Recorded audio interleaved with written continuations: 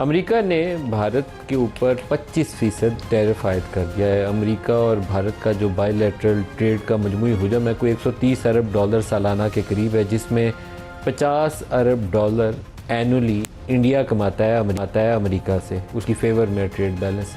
और इसके ऊपर ट्रंप जैसे बहुत सारे दीगर मुल्कों पे खफा थे। इंडिया का वो नाम ले लेकर कहते हैं कि यहाँ टैरिफ और बहुत ज़्यादा नॉन टैरिफ बैरियर्स भी हैं एंड दे हैव टू पे। अभी भी उन्होंने आज भी जो अनाउंसमेंट किया उसके अंदर ट्रंप ने दोबारा बोला कि इस टैरिफ के साथ साथ 25% जिसका 1 अगस्त से इतलाक़ होगा, इनके ऊपर पेनल्टीज़ भी होंगी। पेनल्टीज़ की उन्होंने वजाहत नहीं की, लेकिन अपना शिकवा और गिला वो उन्होंने डाल दिया कि हमारे साथ दोस्ती भी रखी हुई है, लेकिन रूस से ये एनर्जी बहुत ख़रीदता है, तेल ख़रीदता रहे तमाम पाबंदियों के बावजूद इंडिया रूस से, और उसको लेकर यूरोप के बाद मुल्कों को बेचते भी रहे हैं, तो उसके अंदर वो पैसे कमाते रहे। असले के भी बड़े ऑर्डर जो हैं वो रूस से लेते हैं, रवायती तौर पर वो लेते ही रूस से थे। पिछले 20-25 सालों में उन्होंने अमेरिका के साथ भी ताल्लुकात बढ़ाए हैं, लेकिन अब मुकाबला हो रहा था। एक तरफ वो F-35 आ रही थी डील, दूसरी तरफ आ रहा था SU-57, तो टिल्ट नज़र आता है SU-57 की तरफ। तो मल्टी बिलियन डॉलर डील है, कभी भी ट्रंप उसके ऊपर खुश नहीं होगा। इसी तरीके से अगर बोइंग या एयरबस के दरमियान कभी भी मुकाबला होगा तो ट्रंप कभी अलाउ नहीं करेगा कि वो एयरबस की तरफ जाएँ और बोइंग को छोड़ दें। तो ये वो मुकाबले का रुझान है जो ट्रंप दुनिया के सारे मुल्कों, इवन यूरोपियन यूनियन के साथ भी उसने टैरिफ आयद करके, दबा के, बाजू मरोड़ के, लेकिन एक एग्रीमेंट कर दिया। इंडिया के साथ भी उसका एग्रीमेंट हो जाएगा आइंदा आने वाले हफ्तों और महीनों में। लेकिन जो दावे और नारे मोदी ने पार्लियामेंट के अंदर मारने की कोशिश की, शायद उसको शटअप कॉल इससे बेहतर तरीके से ट्रंप दे नहीं सकता था। कल वो कह रहे थे कि मैंने घंटा फ़ोन आता रहा, मैंने कॉल नहीं सुनी, मैं मीटिंग कर रहा था। तो आज ट्रंप ने दोबारा कहा कि नहीं, मैंने जंग बंद करवाई और साथ 25% टैरिफ भी आयद कर दिया। तो शायद मेरे ख्याल में मोदी के लिए सियासी तौर पर इससे बड़ी सियासी हजीमत हो नहीं सकती, और राहुल गांधी उसका भरपूर फ़ायदा उठा रहे हैं, कांग्रेस पूरी फ़ायदा उठा रही है। बीजेपी ने आज एक पूरा गाना बना के जारी कर दिया, उन्होंने वो कोई इंडियन सॉन्ग के ऊपर एक तरफ पाकिस्तान के मिलिट्री जो चीफ़ हैं उनकी तरफ तस्वीर लगाई हुई है, और दूसरी तरफ जो अपोजिशन लीडर्स हैं इंडिया के, जिसमें राहुल भी हैं और बाकी लोग जो मोदी पे तनकीद कर रहे थे, उनकी तस्वीरें डाली हैं और एक पूरा गाना बना के जारी कर दिया। पाकिस्तानी स्टाइल ऑफ पॉलिटिक्स जो है पूरा वो वहाँ नज़र आ रहा है। जो कांग्रेस पार्टी है, कांग्रेस पार्टी ने मोदी को भागते हुए उसकी तस्वीरें छाप दी हैं कि पीछे से ट्रंप ने आवाज़ लगाई और मोदी ने दौड़ लगा दी है। आपको जो इंडियन पार्लियामेंट के अंदर गुज़श्ता रोज़ हुआ उसकी थोड़ी सी एक झलक दिखाऊंगा। बीबीसी ने बाकायदा उसको रिपोर्ट किया कि जब राहुल गांधी ने उसको क्वेश्चन किया कि तुम बोलो कि ट्रंप झूठा है अगर तुम ये कह रहे हो, मोदी का नाम लेकर उसने बोला कि अगर ट्रंप की कॉल आई नहीं थी, ये कह जो रहे हैं आप सारे लोग ट्रंप का नाम दिए बगैर, तो बोलो कि ट्रंप ने झूठ बोला। तो मोदी को पानी के गिलास को 2-3 दफ़ा वहाँ चढ़ाने पड़े, और बीबीसी ने रिपोर्ट किया कि मोदी इतना अंडर प्रेशर था कि उसको पानी पीना पड़ा बार बार अपोजिशन पार्टीज़ का मुकाबला करते हुए। सुनिए और देखिए भी पार्लियामेंट का हवाला। सचमुच में दम है तो आज शाम यहाँ प्रधानमंत्री को कह देना चाहिए Donald Trump is a liar, झूठ बोल रहा है डोनाल्ड ट्रंप। हमने हमारा लक्ष्य पूरा कर दिया है, अगर आप कुछ करोगे तो महंगा, और आप देर अगर दम है तो यहाँ पे प्रधानमंत्री बोल दे कि ट्रंप झूठ बोल रहे हैं। लेट हिम से if he has the courage. ऐसे कैसे चलता है?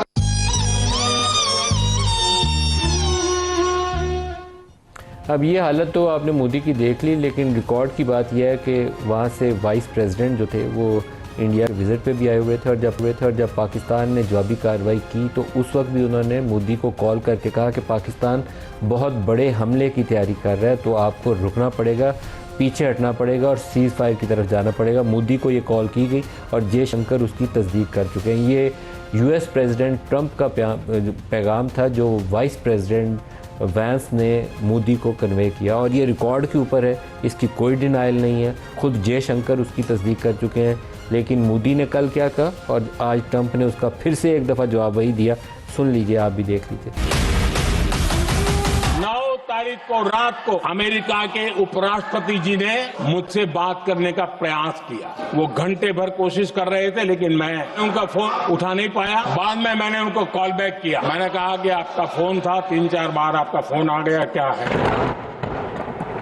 An immediate ceasefire between India and Pakistan. Very happy about India and Pakistan because they actually have nuclear weapons. Countries, they have very good leaders. I think convince them to let's have peace and let's go and make trade deals. Just did with Pakistan and India. We settle that. We stopped India and Pakistan from fighting. But I stopped the war between Pakistan and India. I've been able to settle a lot of these disputes, like as an example, India and Pakistan. I mean, the big one is India and Pakistan. Frankly, a very, very big one was India and Pakistan. He's my friend, and you know, they ended the war with Pakistan at my request, and that was great.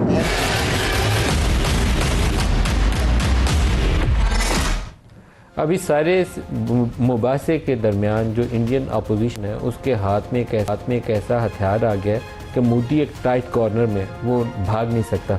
Pakistan के ऊपर हमला इसलिए किया था कि सियासी अपनी फतह का ऐलान करेगा, बिहार के इलेक्शन जीतेगा, कंसोलिडेट करेगा अपनी पोजीशन ओवरऑल इंडियन पॉलिटिक्स के अंदर, क्योंकि पिछले इलेक्शंस के अंदर बीजेपी गिर गई है बहुत ज़्यादा नीचे।